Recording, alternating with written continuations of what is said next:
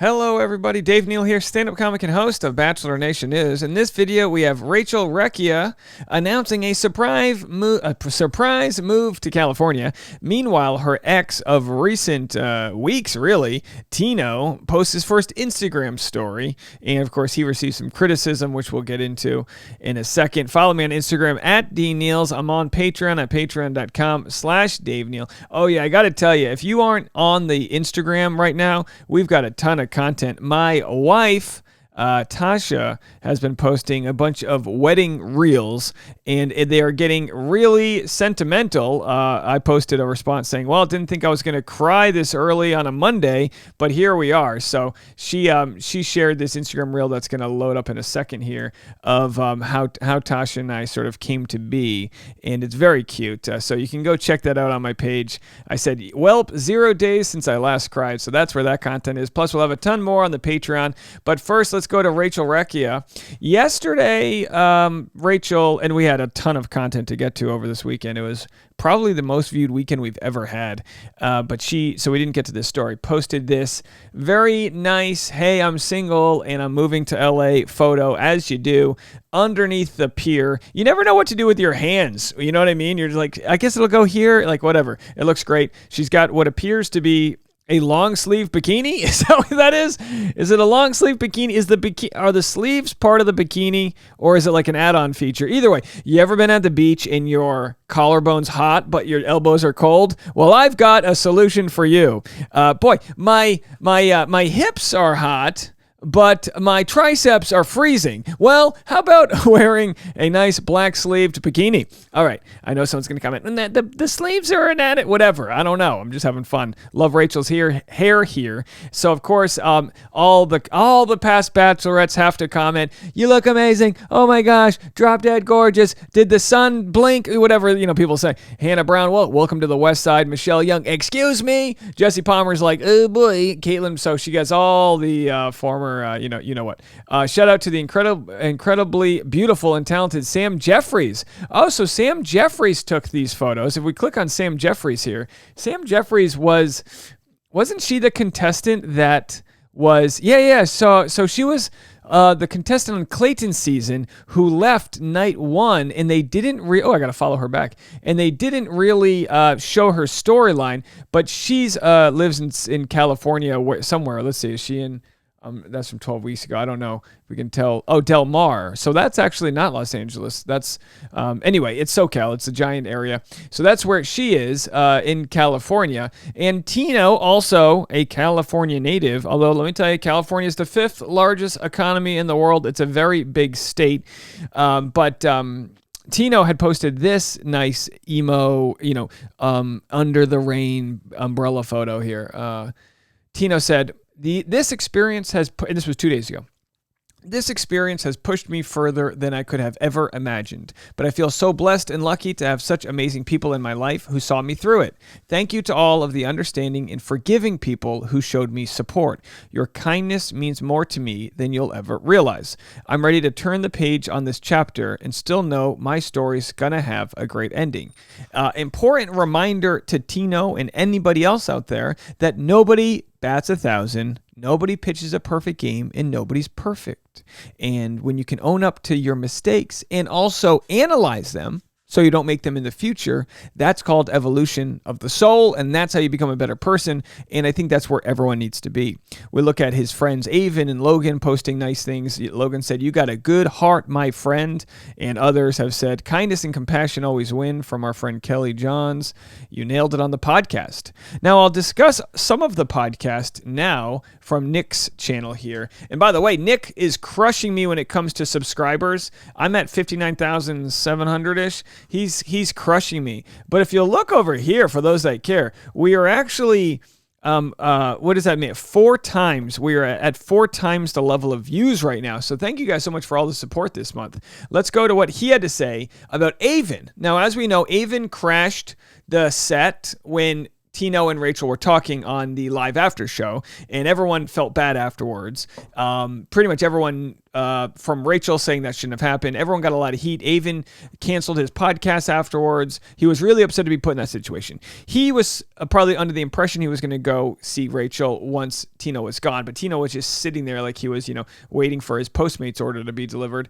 And of course, Avon didn't want anything to do with that drama. So Avon had commented this nice little bicep to clap emoji, which is the manly way of saying got you back. But we don't know how to show our emotions, toxic masculinity, blah, blah, blah. All right, just kidding. So anyway, here's what Tino had to say about the whole Avon situation. Is there anything, like Ali asked, that you wish you would have made the cutting room floor? We understand that not everything gets to, but... No, I mean, I was just bummed we broke up. Like, I don't really care. Like, I don't have a side in this. Like, I messed up and she had every right to break up with me for that. Like, No, I mean, I wish like we didn't televise everything. What did you think of AFR? That was mean. Yeah, that wasn't very nice. That was mean. I don't know. No, I mean, like, again, it just, I don't know. I mean, like, I don't ever think about it. I think I have like disassociation with that because I don't remember it. What was going on in your head when Avon walked out? I think I was just kind of like, and this is like me like kind of guessing because again, like I don't really remember it. I think I was just kind of like, why am I still out here? Mm-hmm. Like I was like they could have a cute moment. Like, why am I here? By the way, who are the producers texting? They're both on their computers. Because again, like I don't really remember they it. Get caught I think I was just kind of like, why am I still out here? Mm-hmm. Like I was like they could have a cute moment. Like, why am I here? So he says, why am I here? What's the big deal? And of course, no blame towards Avon. I think everyone who has any common sense realized that Avon was thrown out there and did not think that Tino would still be out there. And there was probably a version of the storyboard where that would have been the case. Here's what Tino says about Avon contacting him afterwards. And he goes, why? And I go, I don't know. I've probably seen it like 100 times at this point. It never gets old to me. It's 50 That's first a talent. dates. Yeah. Do you like a good rom-com? Yeah. No, just that one. Just that one. Yeah. Okay. Yeah. I'm as strange as they say. Have you heard from Avon?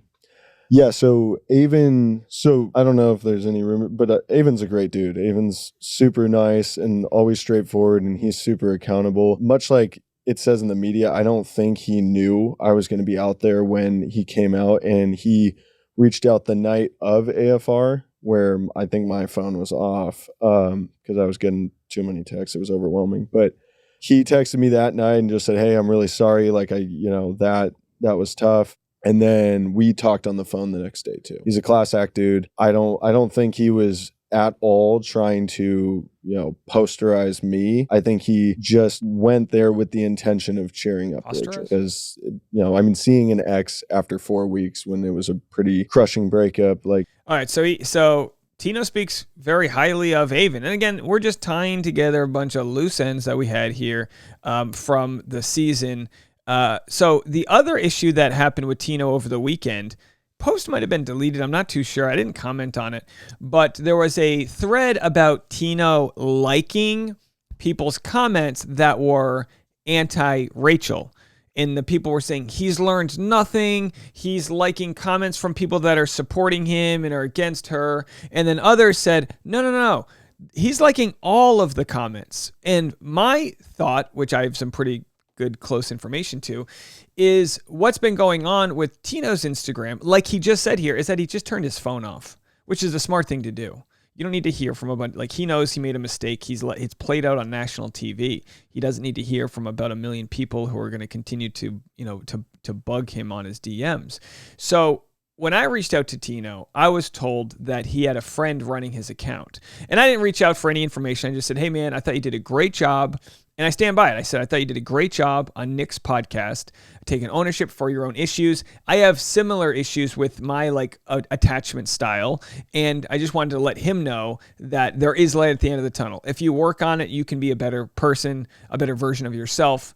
And you can conquer this. You can conquer whatever jealousies that are exposed and whatever feelings of neediness and all that. And I was told the message was forwarded to him, but that he had a friend running his account. And I say that because it's important for people to realize that how toxic social media can be. He made a mistake. He made a mistake that will forever change the trajectory of his life. He could have been married and maybe he would have never faced his demons, but he faced his demons. He failed a level. and he's been learning from that. And what he does forward will be kind of up to him.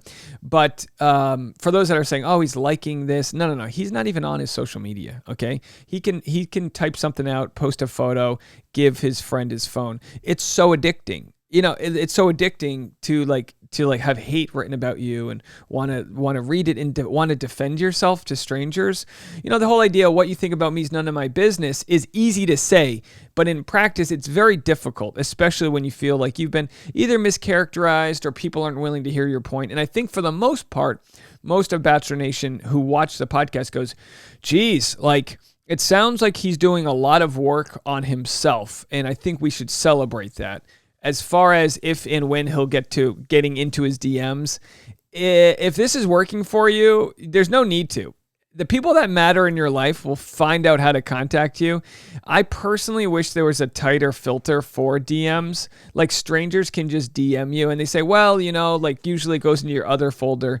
It's one click away. It's so hard to not find that when it's there. And who wants to have a bully in their pocket? So I think Tino's on the right path. I love to see what he's got going on. I hope he shares more with regards to his journey, and same with Rachel. I wish them both the best. More content coming your way. We'll be live at 7 p.m. East Coast for a pre-Bachelor in Paradise live stream tonight. We'll see you then. Bye, everybody.